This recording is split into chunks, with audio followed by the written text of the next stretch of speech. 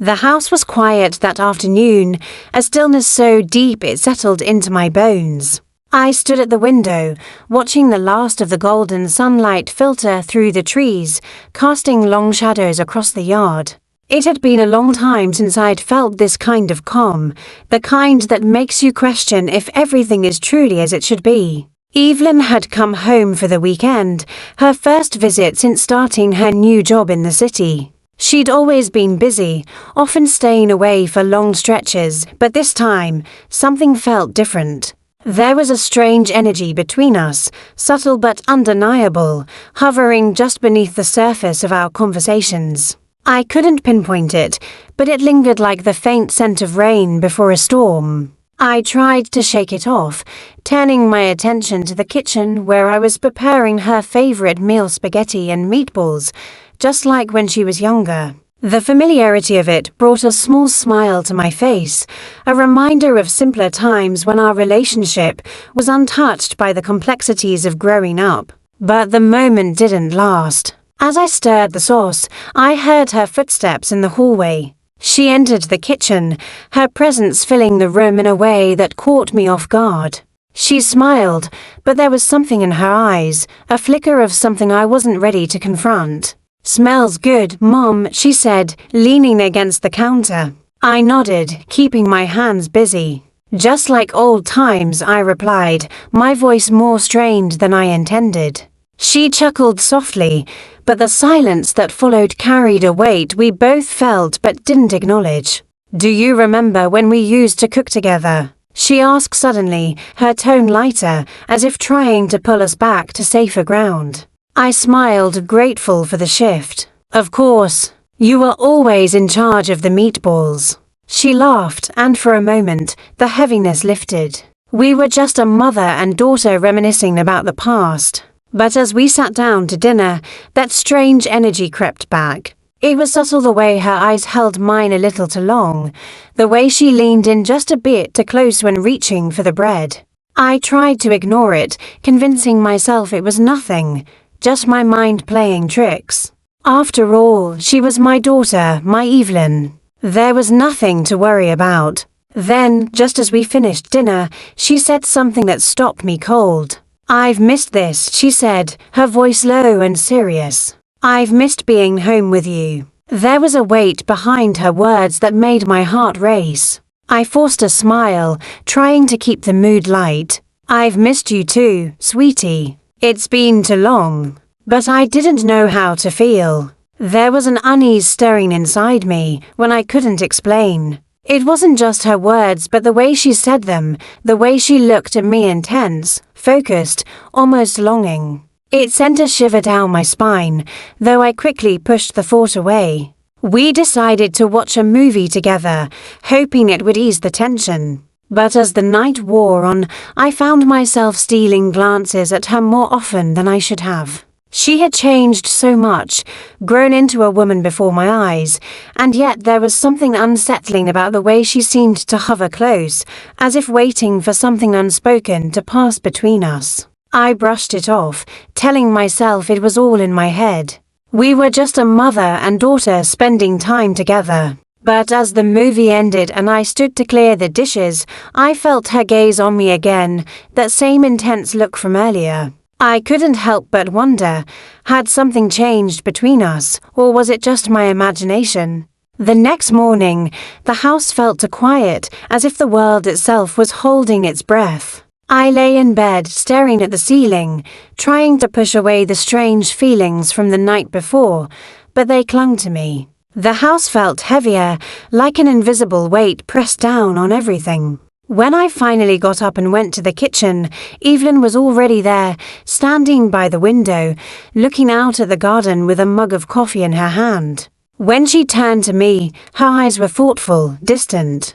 I swallowed hard, feeling a strange flutter in my chest.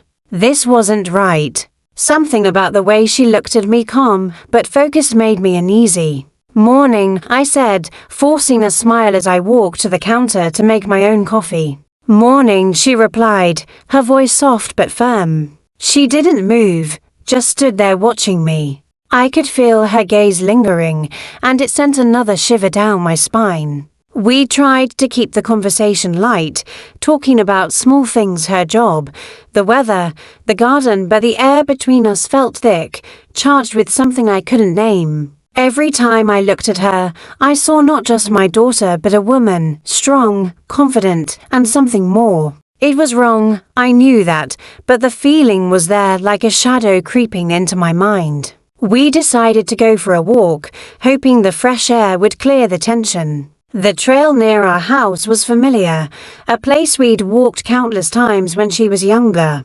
We chatted about old memories, how she used to run ahead, collecting rocks and sticks like treasures, but even in those light-hearted moments, I could feel something lurking. Her eyes would meet mine for a second too long, or her arm would brush against mine, and my pulse would quicken. We walked in silence for a while, the crunch of gravel under our feet the only sound. The sun was warm, the air crisp, but inside I was anything but calm. At the clearing at the top of the hill, a spot we'd always loved for its view of the valley, she stopped and turned to me, her expression suddenly serious.